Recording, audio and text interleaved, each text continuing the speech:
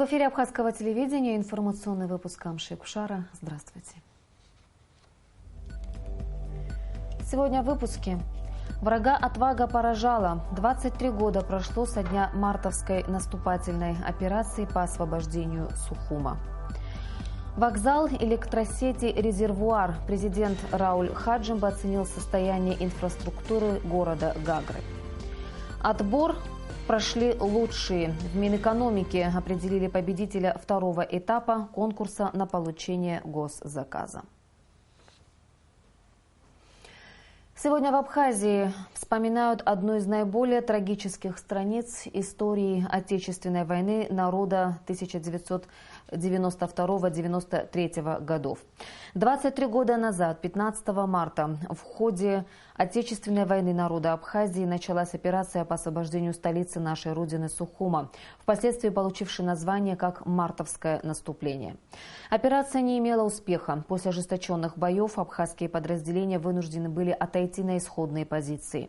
Неудачная операция вместе с тем стала точкой отсчета дальнейшей победы. Сегодня в память о тех трагических событиях по всей республике прошли памятные мероприятия. С самого утра к парку боевой славы в центре Сухума, где захоронены десятки погибших в мартовском наступлении, начали сходиться люди. Почтить память павших в боях за свободу и независимость своей родины пришли руководители государства во главе с президентом Раулем Хаджимба, ветераны, матери погибших, представители общественности. Мартовское наступление по освобождению Сухума считается одной из самых тяжелых, ведь именно тогда абхазская армия потеряла 222 бойца. Несколько сотен человек были ранены, и 23 человека пропали без вести. Операция вошла в историю как неудачная, но многие военные историки считают, что именно она стала поворотной точкой в войне. И даже сегодня, спустя столько лет, ветераны с болью и со слезами на глазах вспоминают те трагические мартовские события. 16 марта мы потеряли лучших представителей своего народа, когда ребят наперевес с автоматом дали отмашку и послали в атаку на узком участке фронта, глубоко эшелонированным противником, где было 3 линии обороны. Да, мы преобладали духом и понимали, что другого шанса для нашего народа не будет, но только со временем нам пришло осознание, что наступление нужно было вытягивать вдоль всей горной гряды, начиная от села Халшени и заканчивая рекой Келасу. Самим ветеранам, участникам мартовского наступления, вспоминать эти события тяжело. В эти дни погибали наши ребята, но, стиснув зубы и превозмогая боль, мы рвались вперед, чтобы освободить родную землю от агрессора, отмечают они. Бойцы группы «Ветерок» сегодня пришли на возложение, к сожалению, не в полном составе. В мартовском наступлении ее участники проявили необычайное мужество. Кстати, группа известна и тем, что в ее составе воевали по нескольку человек из одной семьи. С нашей группы более 15 человек тогда погибло. Могу сказать только одно, что мартовское наступление, хотя и было самым кровавым, да, нам пришлось отступить, но это было связано тоже с какими-то объективными причинами. Почему? Потому что реально те первые группы штурмовые, которые пошли в бой, просто не осталось ребят, которые могли вести бой. Я имею в виду из-за того, что все были ранены, половина из них погибла, другая половина была без ног, которые нарвались на минные поля. Погрузившись в воспоминания, каждый из ветеранов сегодня вспоминает свою историю и истории боевых товарищей. Я только академию закончил, приехал. Война началась, мне было 38 лет. Утром, в общем, приготовили эти листки, чтобы в городе не было лишних жертв. И мы должны были утром с Эшбеслайком разбросить над Сухумом. Но оказалось, что мы взлетели, пришли, начали разбрасывать.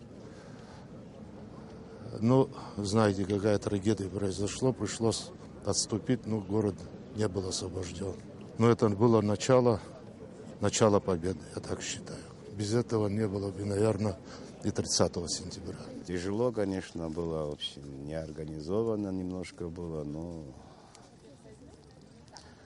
держались сутки, потом сказали, надо отходить, чтобы больше потерь не было. Ну, на вторые сутки отошли. Из всех погибших мы только смогли вытащить вот Шанава, Эдика, остальных пришлось оставить. Ну, раненых вытаскивали. Боеготовность наших ребят была очень даже все, держались.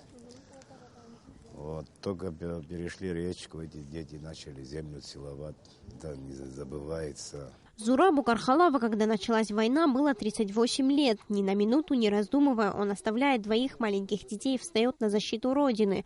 Зураб воевал в составе 1-го штурмового батальона, командиром которого был Тарел Табагуа. Тарел Табагуа, снайпер его убил.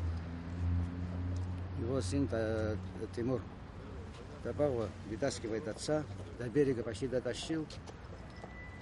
Он отца бросает, отец, извини, говорит, тебя оставляю, иди ко мне перешел.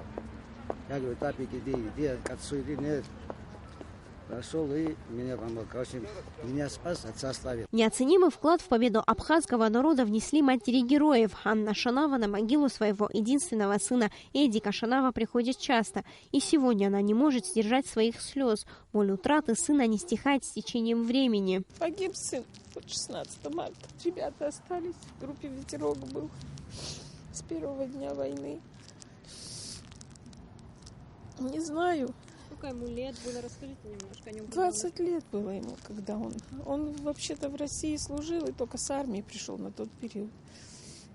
Вот война началась, он был у тети в России и приехал. Но уже вот с ребятами там он встретился, я его больше не видела. Сын Валентины Семеновны Михаил Гончаров, доброволец из Черкесска, погиб 16 марта. Михаил участвовал и в освобождении Гагры, и в штурме Сухума в январе 1993 года. Во время мартовского наступления он вел бой из гранатомета. Но после приказа отступить Михаил был смертельно ранен снайперской пулей, попавшей ему прямо в грудь. Горе и боль его матери Валентины Семеновны за эти 23 года не утихли. С каждым прожитым днем память о сыне становится все сильнее. Мой сын приехал сюда 15 августа. Он доброволец. У нас в Карачаево-Черкесии абазиды кто-то жил, и поехал он с ними. Я приезжаю теперь, погиб 16 марта вот на Гуместе. Спасибо добрым людям, абхазам. Привезли его ко мне по Карачаево-Черкесию, я похоронила его дома. 21 год было. Вот 23 уже плачу. Безусловно, у каждого ветерана войны, находившегося на линии фронта, есть своя история. Но бойцы не считают, что в мартовском наступлении Абхазия потерпела поражение. Опыт и уроки этой операции, по сути, предрешили исход всей войны. Ведь тактика горных обходных ударов, благодаря которой абхазам удалось освободить Сухум, впервые была опробована именно тогда, в мартовском наступлении. Сария Смыр, Ильдар Дамиров, Тимур Кугохи, Абхазское телевидение. В городе-герое Гудауте, ставшем столицей страны в тяжелые годы Отечественной войны, народа Абхазии почтили память погибших воинов во время мартовского наступления. К памятнику, установленному в самом центре города, возложить цветы и венки пришли ветераны войны, матери защитников Родины, руководители района, школьники, представители общественности. В городе-герое, ставшем столицей страны в тяжелые годы Отечественной войны народа Абхазии, почтили память погибших воинов абхазской армии в мартовском наступлении 1993 года. К памятнику, установленному в самом центре Гудауты, возложить цветы и венки пришли ветераны войны, матери защитников Родины, руководители района, школьники, представители общественности. У памятника в Гудауте состоялся митинг, посвященный 23-й годовщине мартовской наступательной операции. Выступавшие на нем ветеран войны Родик Чхабеля и мать погибшего воина Валентина Гарцкий отмечали, что подвиг сыновей Абхазии бессмертен. Благодаря ему республика развивается, а дети имеют возможность расти в независимой стране. Подрастающее поколение чтит своих старших, принимавших участие в Отечественной войне. Я считаю, что пока мы будем помнить об этих страшных событиях, пока будет жива память в наших сердцах, будет всегда жить и процветать наша Апсна. Моего папу зовут Альцинбахров Владимирович. Когда он воевал, ему было 32 года. И я горжусь своим отцом, потому что благодаря ему мы можем жить в независимой Апсне. Воины абхазской армии, прошедшие боевой путь от начала до конца, признаются, что мартовское наступление за освобождение Сухума было самым тяжелым. Об этом, ссылаясь на непосредственных участников событий, рассказывают преподаватели на уроках истории. Это важный день в истории Абхазии. Как бы мы ни говорили, удачное было наступление или нет, это был еще один шаг к победе, к освобождению города Сухум. Еще один шаг к тому, чтобы мы сегодня жили в независимой Абсны. Мы с благодарностью и с большим чувством гордости вспоминаем о тех страшных событиях, о тех людях, которые принесли нам свободу. Вечная им память. Пока жива будет память в наших сердцах, пока мы будем о них помнить, будет жива и наша Абсна. Историки отмечают, что буквально все, кто принимал участие в мартовском наступлении, форсировав реку Гумиста, проявили героизм. Тогда операция по различным причинам не достигла поставленной цели, но она стала отправной точкой к долгожданной победе. Амра Амичба, Адам Урдженя, Абхазское телевидение. В памяти погибшего посмертно награжденного медалью за отвагу Рудольфа Квиквискири. Сегодня, в день его гибели, соратники и однополчане открыли мемориальную плиту. Она установлена ветеранской организацией «Абрскил» и Ассоциацией женщин-инвалидов, ветеранов Отечественной войны народа Абхазии на возвышенности берега Гумисты, по линии которой проходил фронт. О бойце группы «Гайдар» в сюжете Асиды Малия. Гайдаровцы. Так в шутку называли бойцов группы под командованием Гайдара Язычпа.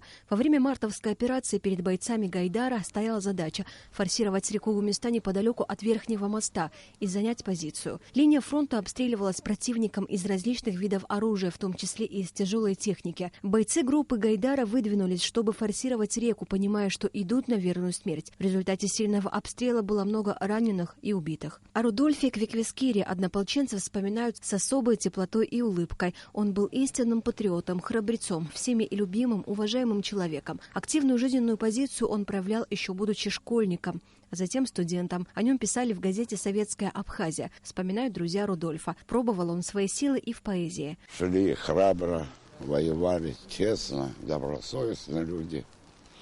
Жизни не жалели. Это не просто слова, это вот оно все.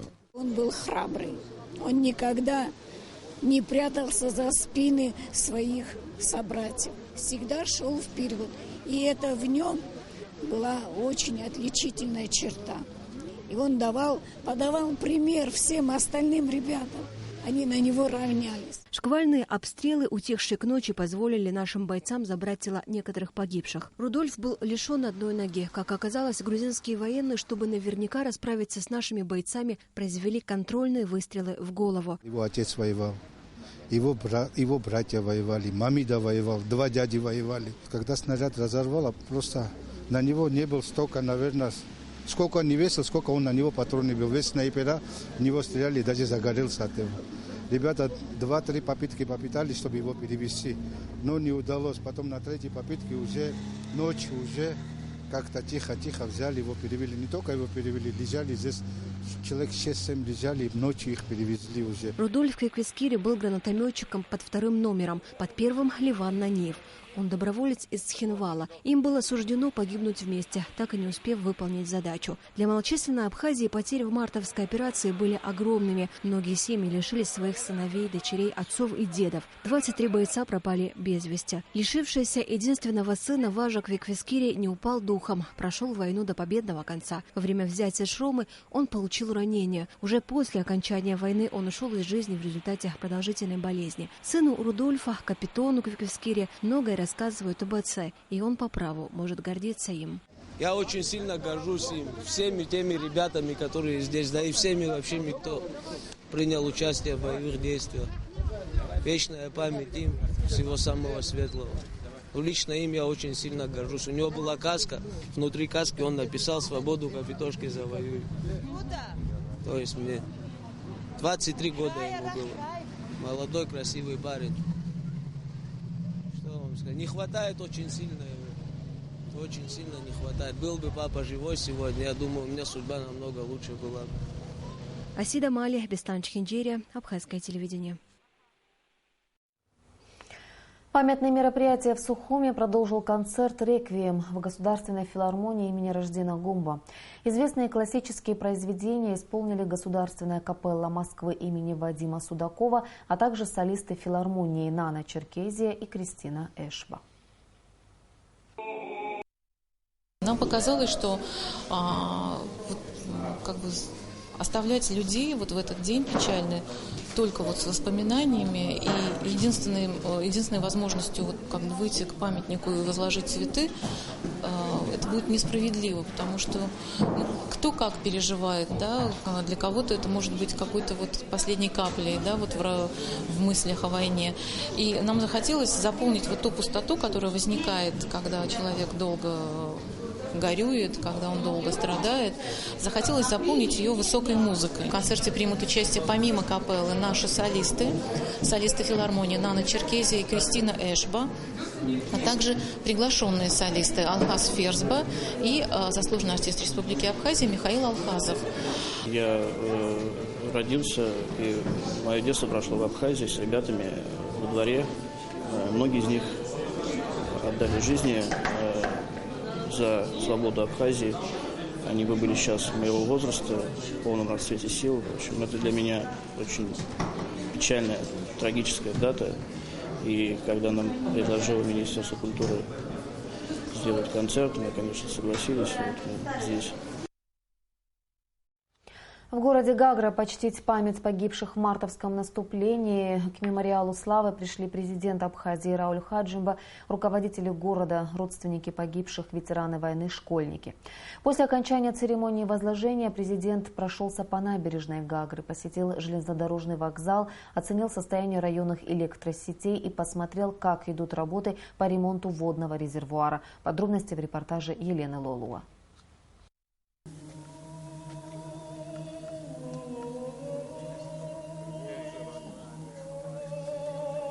С утра к мемориалу славы в Гагре пришли ветераны, горожане, школьники, общественность.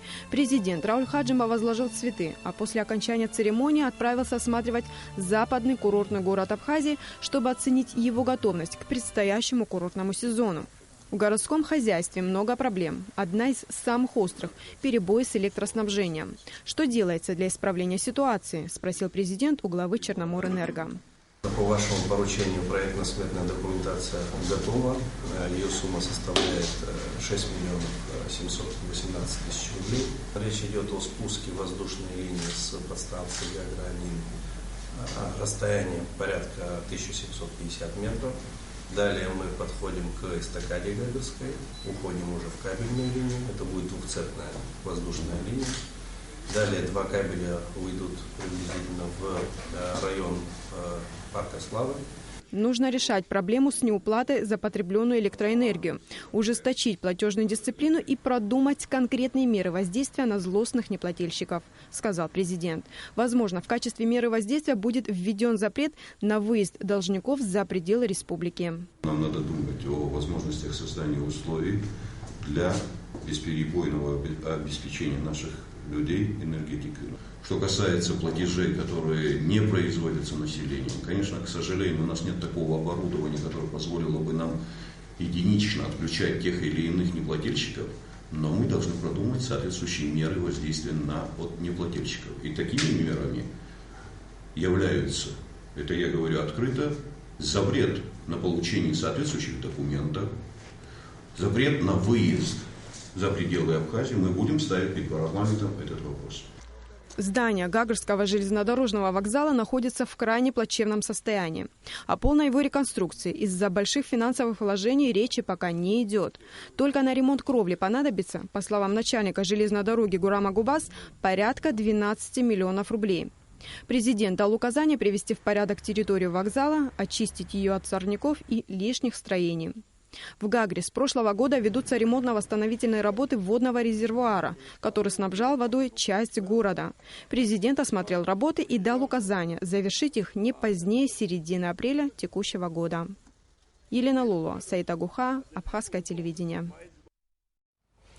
Конкурсная комиссия по отбору предприятий, претендующих на получение госзаказа по инвестиционной программе развития республики, определила победителей.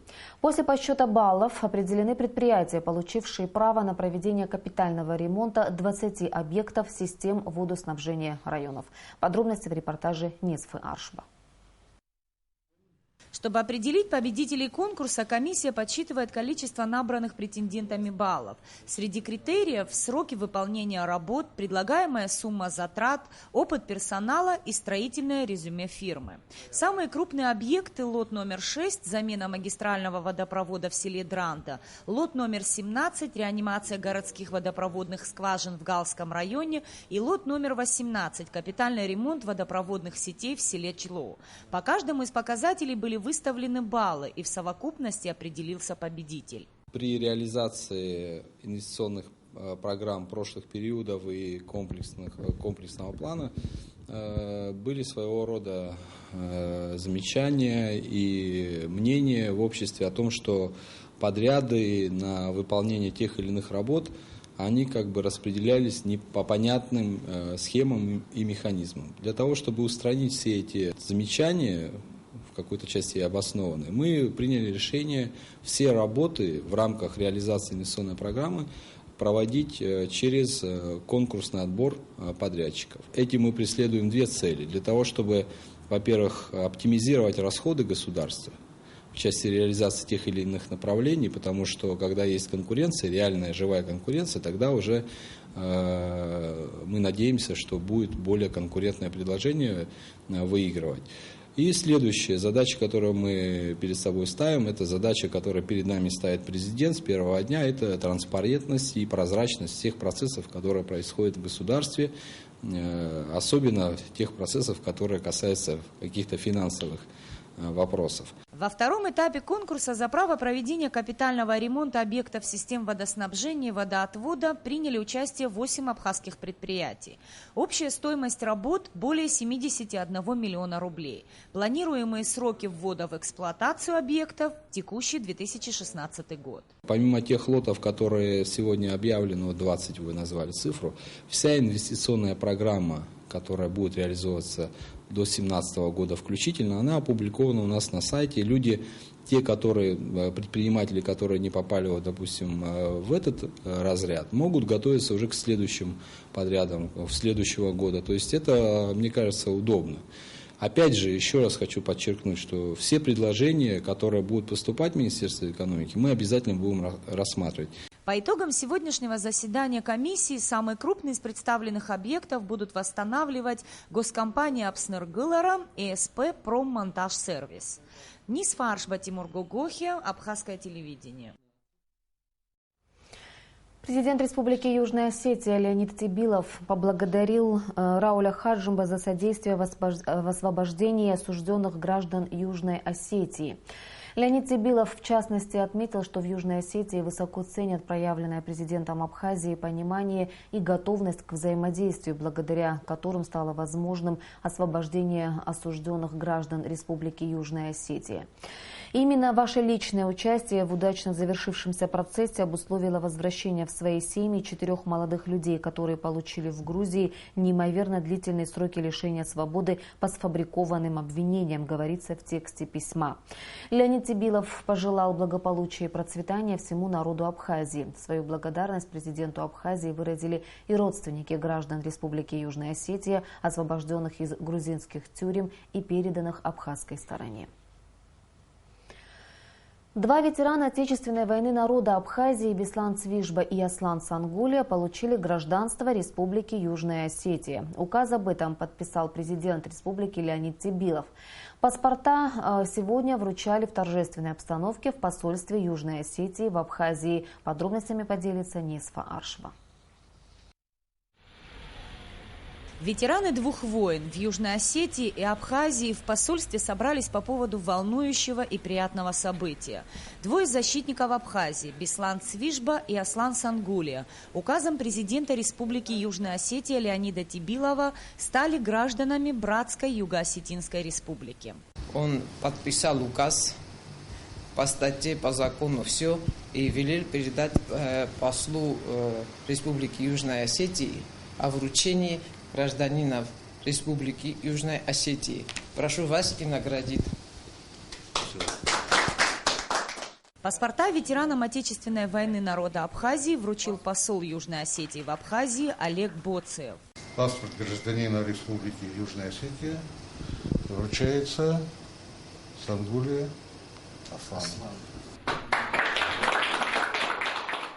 С огромнейшей благодарностью принимаю паспорт. Хочу выразить огромнейшую благодарность моим друзьям, в частности Геннадию Чочеву, который на самом деле непосредственно ходатайствовал перед президентом Республики Южная Осетия. Отдельную благодарность хочу выразить, сказать спасибо президенту Республики Южная Осетия, чьим указом я награжден данным паспортом. Далее делегация из Южной Осетии направилась в Министерство обороны Абхазии, где состоялась встреча с генералом армии Мирабом Кишмарием. Президент Фонда поддержки раненых, ставших инвалидами в ходе боевых действий на территории Республики Южной Осетии Мадина Плиева привезла министру обороны награду. По поручению от президента дана мне большая честь передать мне государственную награду вам в день ознаменования 25-летия Республики Южной Осетии.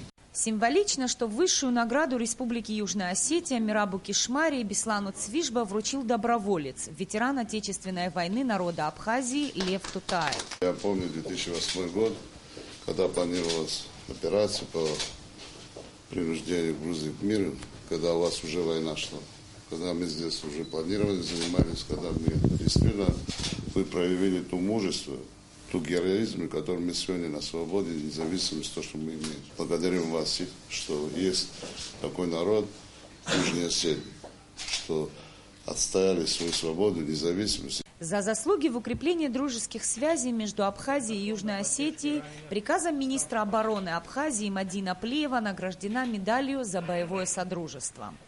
Нисфа Аршба, Алексей Агухава, Абхазское телевидение. Всеобщая диспансеризация в Абхазии возобновилась после снятия карантина, связанного с заболеваемостью ОРВИ. Передвижная мобильная поликлиника на базе Чемчирской центральной районной больницы начала диспансеризацию населения в районе. Накануне из Сухума в Чемчиру выехала мобильная передвижная поликлиника, а сегодня большая бригада врачей, которая будет работать совместно с врачами районной ЦРБ. Процесс диспансеризации в Чемчирском районе продлится примерно до середины мая. По ее завершению в городе мобильная поликлиника будет выезжать в села района. Сегодня мы выехали в город Чемчиру после того, как завершили работу выездных бригад по Кварчальскому району. Вот мы на днях были в первом ГАУ и завершили этап работы именно передвижной мобильной поликлиники. Диспансеризация, она началась еще в конце прошлого года, она продолжается по сей день. Вот. Речь идет о работе передвижной мобильной поликлиники в составе вот этих вот комплексов медицинских центров, в том числе передвижного комплекса, который вы видите, с участием всех необходимых специалистов. В поддержку персонала Центральной районной больницы. Поскольку район большой, много сел и население большое, естественно, вот силами передвижной мобильной поликлиники мы будем выезжать в соответствующие населенные пункты, которые обозначены заранее.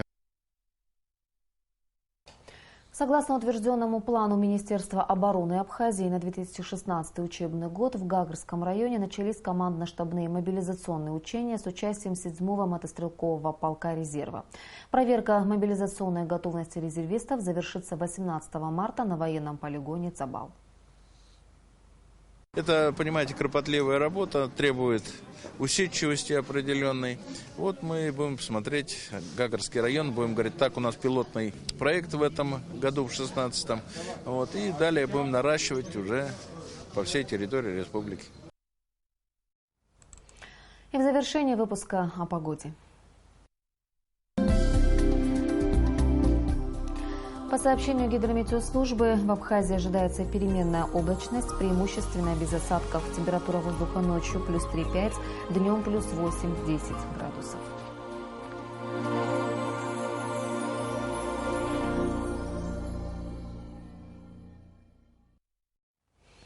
Информационный выпуск завершен. Я прощаюсь с вами. До встречи в эфире.